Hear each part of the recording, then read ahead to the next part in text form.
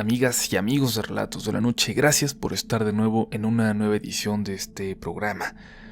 De vez en cuando recibimos relatos que van más allá de ser un simple suceso paranormal, que nos envuelven en un halo de misterio y que nos hacen preguntarnos hasta dónde está el límite entre la tragedia real, la que está cerca de ocurrirnos a todos en cualquier momento, y en dónde se convierte en un suceso más allá de nuestra comprensión del mundo a nuestro alrededor, de fantasmas, demonios, brujería. Como siempre les advertimos que nuestros relatos pueden herir la susceptibilidad de gente sensible o de menores, así que les recomendamos mucha discreción.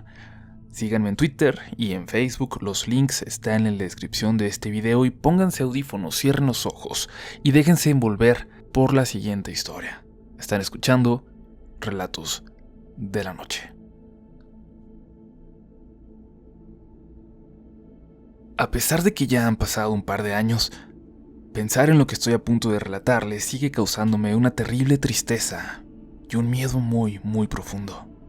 Sucedió aquí en una pequeña población junto al mar, en Baja California Sur. Tan pequeña la población para conocernos muy bien entre todos, por lo menos de vista. Por esta razón, cuando algo pasaba, por más pequeño que fuera el chisme o la ocurrencia, en poco tiempo terminábamos todos enterándonos, ayudándonos incluso cada que era necesario. Esta noticia, sin embargo, se regó por el pueblo de una forma más acelerada del usual. Había desaparecido uno de los niños de Manuel y Rocío, los Mejía, que vivían cerca de los límites del pueblo. Pasan pocos desconocidos por aquí, y ninguno sin que nos demos cuenta, así que aunque nos dimos a la tarea de buscar en el pueblo, la búsqueda en realidad se concentró en el desierto y las montañas alrededor. Duró un día completo. Nos moríamos de cansancio y de calor cuando llegó el sol de la media tarde. Llegaron incluso policías y gente del gobierno a colaborar. Sin embargo, no encontramos nada. Manuel, el papá, se refugió en el alcohol, y los días siguientes podíamos verlo muy temprano esperando que abrieran la cantina. Rocío no paraba de llorar, a veces callada, a veces a gritos, pero el llanto parecía nunca dejar de salir de su casa. Fue tan terrible que hizo la vida imposible para los vecinos alrededor, sin posibilidad de ayudarla a recuperarse por más que lo intentaron. Tenían 4 hijos. Laura, quien calculo tendría 12 años, Manuelito, de 11 quizás, Jaime, de 7, el que había desaparecido, y Anita, una bebé que apenas comenzaba a caminar. Laura entonces, la mayor, pareció quedarse a cargo mientras sus padres se perdían sin poder superar la desaparición de Jaime. La pobre niña llevaba a la escuela a los demás y se encargó de pedir fiado por todas las tiendas del pueblo para poder alimentarlos. Incluso mi mamá y algunas otras señoras de por aquí le ayudaban con comida.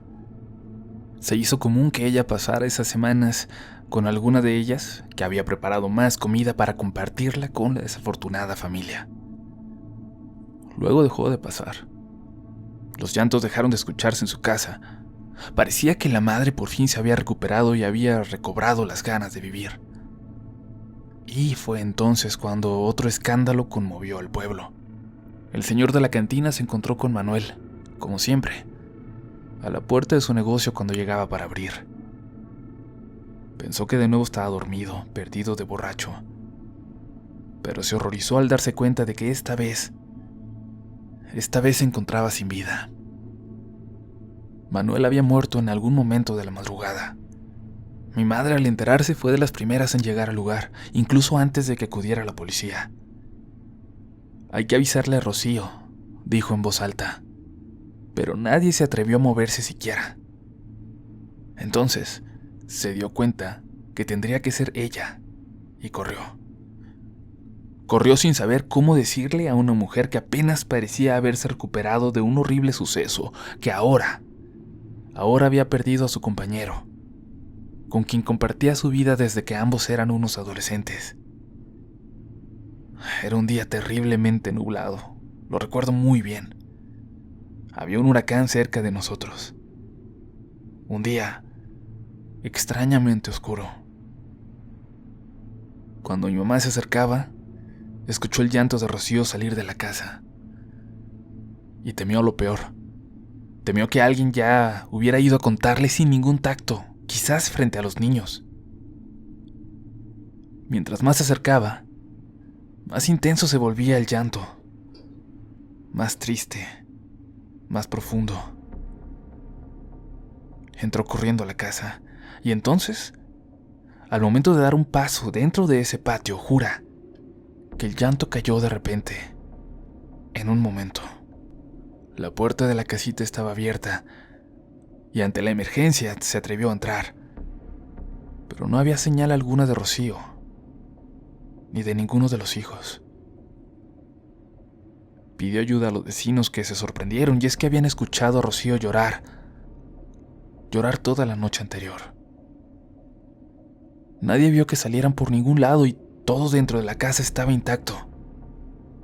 En la mesa del comedor incluso estaban los platos de lo que parecía haber sido la cena, a medio comer.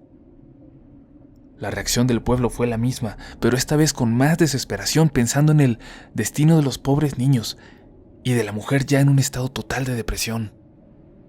Los pocos policías del pueblo ayudaron, pero cuando se acercaron agentes del estado, no les interesaba mucho prestar ayuda. Decían que la gente se va de los pueblos a la ciudad sin avisar, que tal vez la mujer era maltratada por el esposo y había aprovechado para escapar. Pero no, eso no fue lo que ocurrió, y esta vez buscamos por días alrededor. Incluso bajamos a barrancos y zonas peligrosas.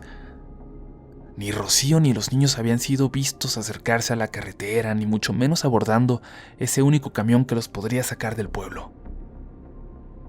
Además, ¿por qué lo habrían hecho sin avisar? O dejando todo atrás de una manera tan intempestiva.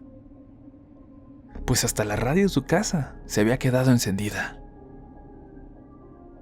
Se convirtió en un misterio y en el chisme del pueblo por los meses siguientes. Algunos vecinos incluso contaron que no era la primera vez, que ya hacía décadas atrás alguna otra familia había desaparecido por completo en una noche sin dejar rastro. Poco a poco fuimos dejando de hablar al respecto, aunque se convirtió en una herida presente, abierta para todo el pueblo. Los vecinos se hicieron cargo de los 2 perros y el gato que habían quedado atrás en esa casa, y el lugar comenzó a deteriorarse, a una velocidad que yo incluso calificaría de sorprendente. Cuando mis amigos comenzaban a bromear al respecto de los fantasmas que ahora rodeaban la casa, a mí me parecía muy irrespetuoso, sobre todo siendo mi madre, de alguna forma cercana a Rocío. Y así, sin embargo, una noche entre copas, la verdad, e intentando no parecer un aburrido frente a la chica que me gustaba, acepté ir a esa casa, a la casa abandonada de los Mejía. Luego de que varios de mis amigos habían asegurado que el llanto de Rocío aún podía escucharse algunas veces, ya muy de noche, salir de ahí. Ni siquiera logramos acercarnos. A lo lejos pudimos ver una figura parada a la mitad del patio. La figura de una mujer. Y no es imaginación, fue algo que vimos todos desde el carro. 7 personas. Y entre todos el mismo grito fue el mismo, pidiéndole al tipo que manejaba que no se frenara y se pasara de largo. Ellos, los demás que iban conmigo esa noche, no la recordaban o no la conocían bien, pero yo sí. Y yo sé que esa figura que estaba en el patio no era Rocío, ni Laura, su hija. Y bueno, a mí no me daban miedo esas cosas, pero desde entonces, cada que mi mamá le platicaba a mi padre que de nuevo las vecinas aseguraban que un llanto salía de esa casa, yo no podía dejar de recordar esa noche y a esa mujer en medio de su patio.